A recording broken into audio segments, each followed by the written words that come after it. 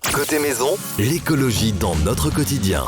Deux chroniqueuses, deux spécialistes chez O47 pour le coup. Stéphanie, en charge de la solidarité internationale au syndicat départemental O47, et Brigitte, gestionnaire administrative. Bonjour toutes les deux. Bonjour. Bonjour Dipapé. En ce samedi matin, vous êtes avec nous parce que je le rappelle, O47 est un service public d'eau potable et d'assainissement.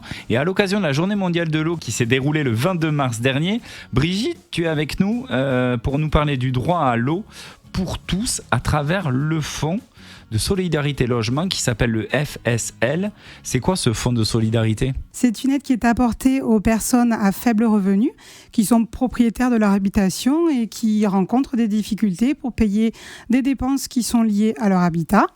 Et le syndicat O47 et ses délégataires, donc Agur, SOR, Veolia, ont contribué pour l'année 2024 à hauteur de 65 000 € à ce fonds au titre du volet eau. Je ne savais pas que O47 contribuait à des aides solidaires départementales de ce type. Tu parles de dépenses liées au logement, donc pour ma facture d'eau, je peux demander une aide si je n'arrive pas forcément à payer. Oui, alors tout à fait. Le FSL intervient uniquement sur les dépenses liées à la résidence principale du demandeur.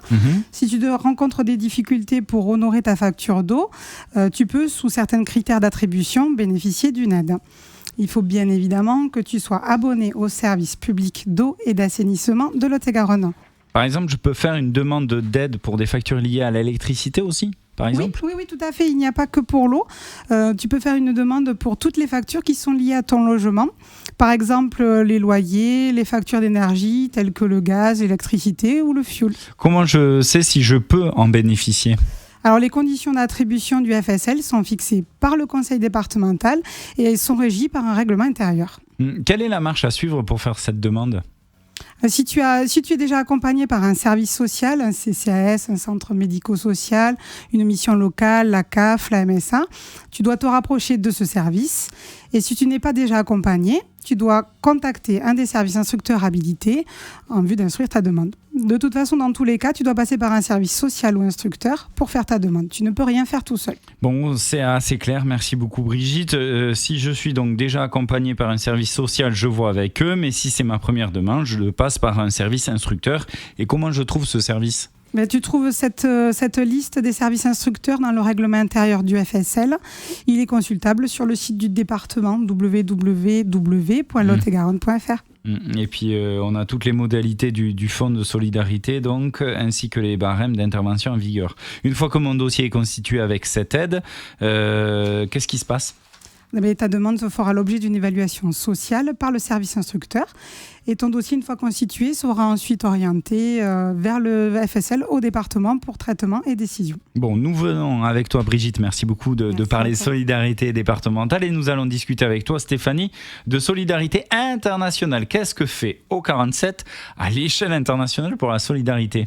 Alors, grâce à la loi Oudin-Santini, qui fête ses 20 ans cette année, les collectivités territoriales, syndicats et agences de l'eau peuvent consacrer jusqu'à 1% de leur budget dédié à l'eau et à l'assainissement pour financer des actions de solidarité internationale dans ces domaines. Concrètement, vous faites quoi à O47 ? On applique cette loi Oudin-Santini depuis plus de 20 ans en mobilisant une partie de nos ressources pour des projets internationaux de solidarité dans le domaine de l'eau et de l'assainissement. Tu sais que O47 a une gestion solidaire au niveau départemental de la ressource en eau. Eh bien, grâce à cette loi, nous pouvons aller plus loin dans notre engagement de solidarité. Est-ce que tu peux nous citer quelques pays, par exemple, où vous êtes engagé ? Alors, rien que pour 2024, le syndicat O47 a soutenu des projets au Togo, au Sénégal, en Guinée, au Congo, au Cameroun et même en Ukraine. En Ukraine, qui est un pays de guerre en ce moment. Tout à fait. C'est grâce à l'association Pompiers Solidaires que notre présidente, Geneviève Lelanic, et ses élus ont accompagné ce projet d'urgence. Donc, des représentants de Pompiers Solidaires sont venus nous présenter, lors d'une de nos commissions de solidarité internationale, l'action qu'ils voulaient mettre en place. Et bien évidemment, tout un protocole sécuritaire a été là aussi mis en place. Oui, il a constitué en quoi ce projet ? Nous avons subventionné ce projet qui a permis un accès à l'eau potable à l'hôpital pédiatrique de la ville de Nicopole. Vous subventionnez donc des projets que viennent vous présenter des associations. Est-ce que vous envisagez peut-être d'aller plus loin dans votre engagement ? Oui, notre présidente ainsi que les élus souhaitent entreprendre un appel à projet de coopération décentralisée. Et alors, ça consiste en quoi, Stéphanie ? Alors, on ne va pas se limiter à un soutien financier, on va créer un véritable échange avec un pays. Cette coopération créera des liens humains pour un véritable partage de nos expertises, de nos technologies et de nos techniques. Ce projet est lancé bientôt ? Les élus souhaitent que cette initiative soit calendrier de nos actions sur le dernier trimestre 2025. Bon, tu auras l'occasion d'en reparler dans une prochaine séquence éco-geste ici sur 47 FM. Avec grand plaisir. Merci Stéphanie, merci Brigitte. Bon week-end à vous et puis à très vite avec O47. Merci. Merci.